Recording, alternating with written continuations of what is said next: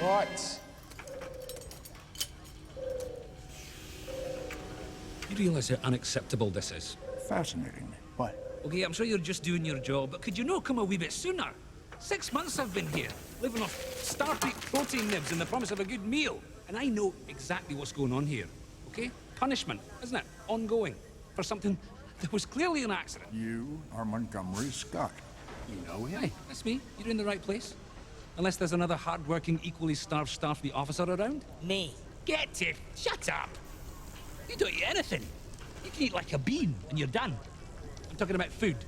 Real food. But you're here now, so thank you. Where is it? You are, in fact, the Mr. Scott who postulated the theory of transwarp beaming. That's what I'm talking about. How do you think I wound up here?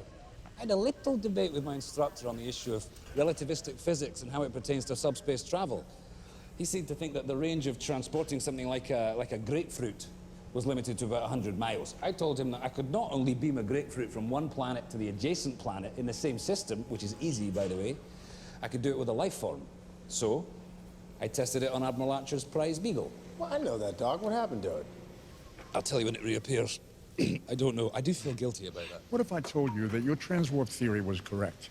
That it is indeed possible to beam onto a ship that is traveling at warp speed? I think if that equation had been discovered, I'd have heard about it. The reason you haven't heard of it, Mr. Scott, is because you haven't discovered it yet.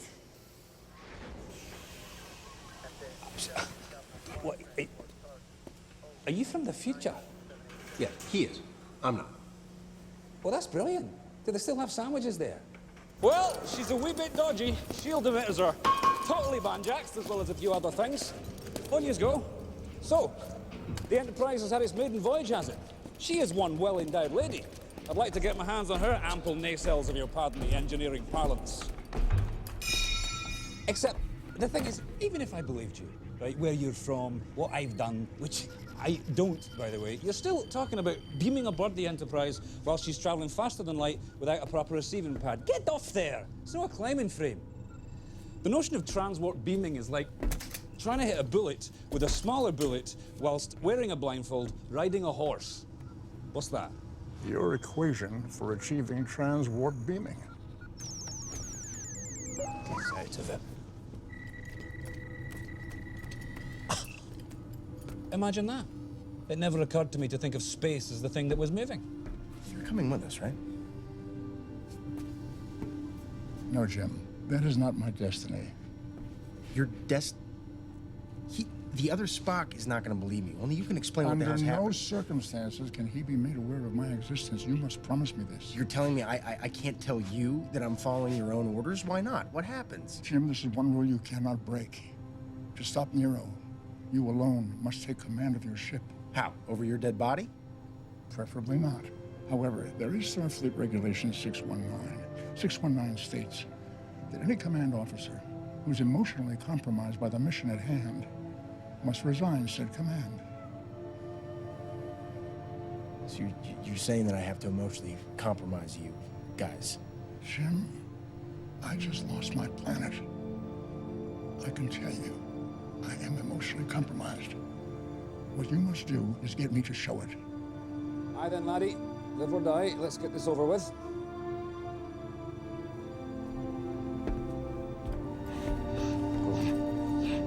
You can't come with me. Go on. Coming back in time, changing history, it's cheating. A trick I learned from an old friend.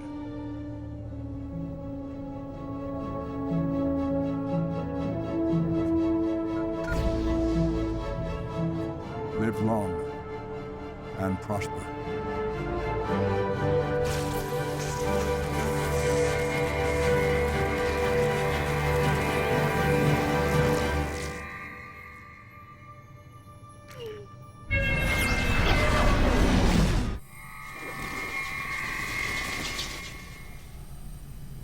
Mr. Scott!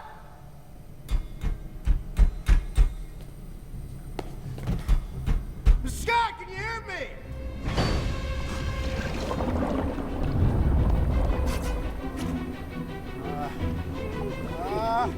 Hold on a second!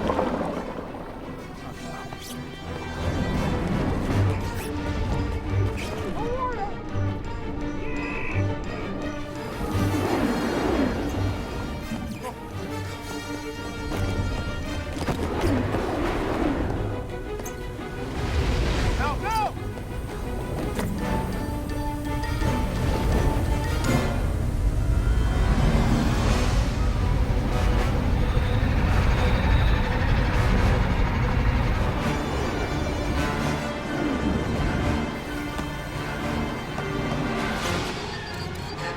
Turbine release valve activated.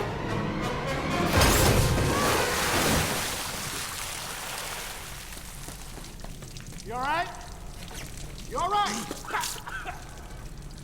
My head's buzzing and I'm soaked, but otherwise I'm fine. Captain Spock, detecting unauthorized access to water turbine control board. Bring up the video. Security, seal the engineering deck. We have intruders in turbine section 3. Set phasers to stun.